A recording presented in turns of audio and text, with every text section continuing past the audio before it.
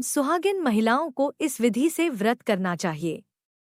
सुबह स्नान करें और व्रत की शुरुआत करें। दिन भर उपवास रखें। चौथ माता की मूर्ति रखकर उसके आगे अन्न डालकर और करवा में पानी भरकर और उसे ढककर करवा चौथ माता के आगे रख दे। दोपहर में करवा चौथ की व्रत कथा का श्रवण करें।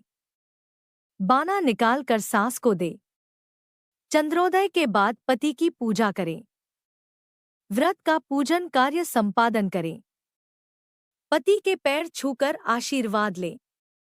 आइए अब करवा चौथ की व्रत कथा सुनते हैं। पुराने समय की बात है।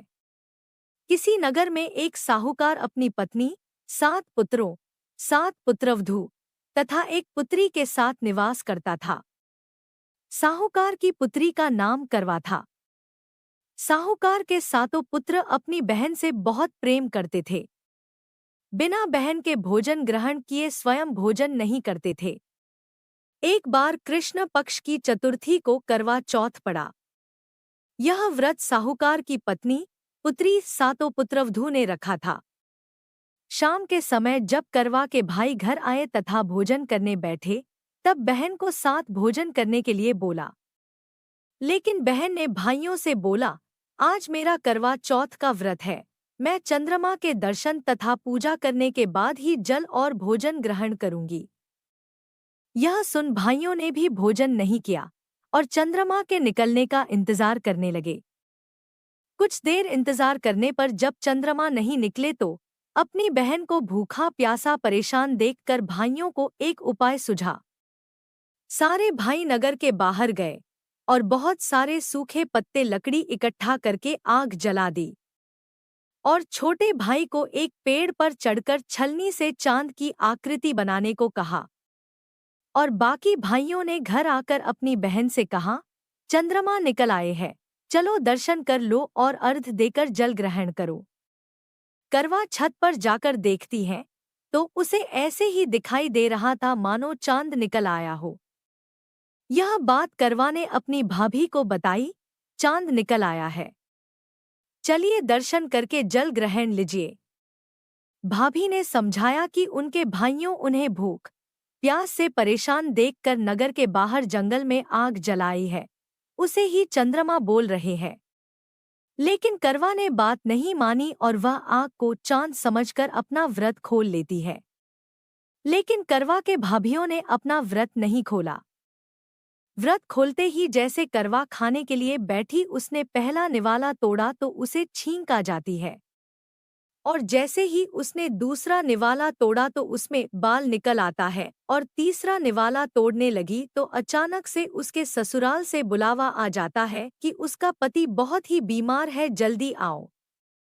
यह सुनकर उसकी माँ जल्दी से कमरे के अंदर जाकर संदूक खोलती है तो उसके सामने सफेद कपड़ा आता है। यह अपशगुन देखकर वह बहुत ही दुखी हो जाती है और लगातार 3 सफेद कपड़े आने के बाद वह वही सफेद कपड़ा अपनी बेटी को पहना देती है और एक सोने का टका देकर उसे कहती है कि रास्ते में जो भी तुम मिले उसके पाँव छूना और जो भी तुम्हें सुहाग का आशीर्वाद दे तभी अपने पल्लू में 7 गांठ बांध लेना और उसे यह सोने का टका दे देना। करवा माँ के कहे अनुसार रास्ते में सभी के पाँव छुती हुई चली जाती है, लेकिन उसके सफेद कपड़े में देखकर किसी ने भी उसे सुहाग का आशीर्वाद नहीं दिया।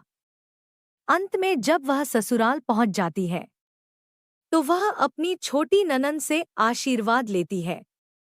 तो वह उसे आशीर्वाद देती है कि तुम्हारा सुहाग बना रहे, तुम्हारे सुहाग की लंबी उम्र हो, तुम बहुत सारे बेटों की माँ बानो। यह आशीर्वाद पाकर वह अपने पल्लू पर 7 गांठ बांध लेती है और वह सोने का टका अपनी नंद को दे देती है और अपने कमरे की ओर चली जाती है। तब उसे उसकी सांस मिलती है जो उसे कहते कि अभागन तेरा पति मर चुका है, जा ऊपर जाकर उसके पास बैठा।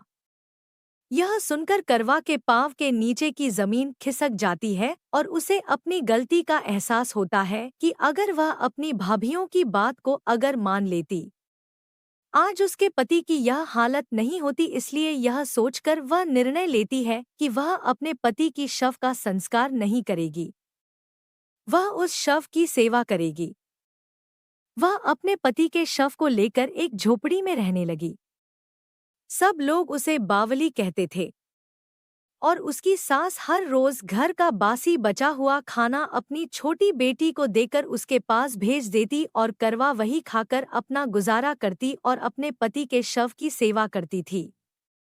एक दिन उसकी चौखट पर चौथ माता आती है और कहती है कि भाइयों की लाडली करवा ले, व्रत तोड़ने वाली करवा ले। यह सुनकर वह दौड़कर दरवाजे पर देखती है कि यह तो चौथ माता है। वह माता से कहती है कि वह उसके सुहाग हाग को जीवन दान दे, लेकिन चौथ माता कहती है कि अगले महीने उसकी बड़ी बहन पौह चौथ आएगी, वह उसके सुहाग को वापस लौटा सकती है। यह सुनते सुनते 10 चौथ माता आकर चली जाती है और सभी अपने से अगली चौथ से उसके सुहाग को वापस मांगने के लिए कहती है।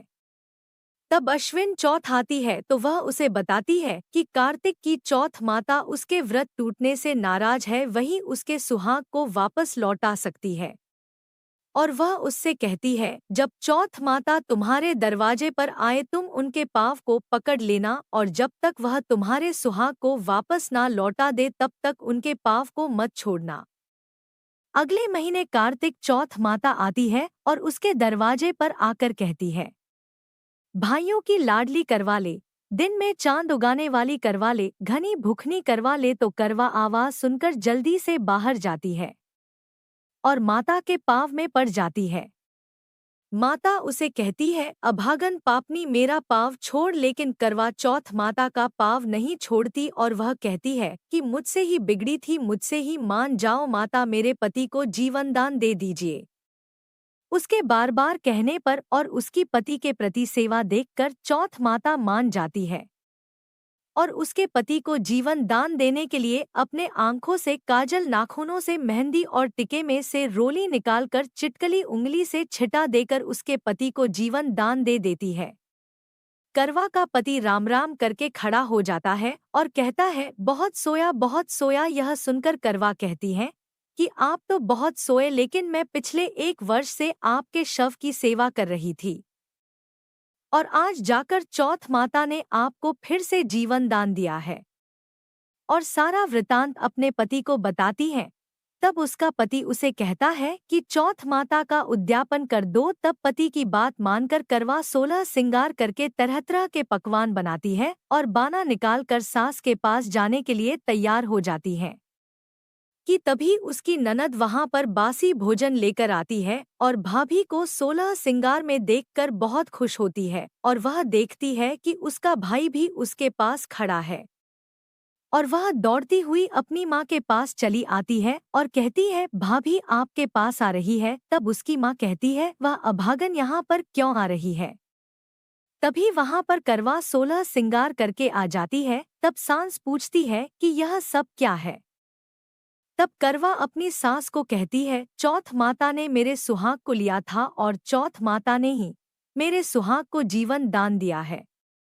तब यह सुनकर सास बहुत खुश होती है और पूरे गांव में डिंडोरा पिटवा देती है कि मेरी बहू की पतिव्रता भक्ति से प्रसन्न होकर चौथ माता ने मेरे बेटे को जीवन दान दिया है।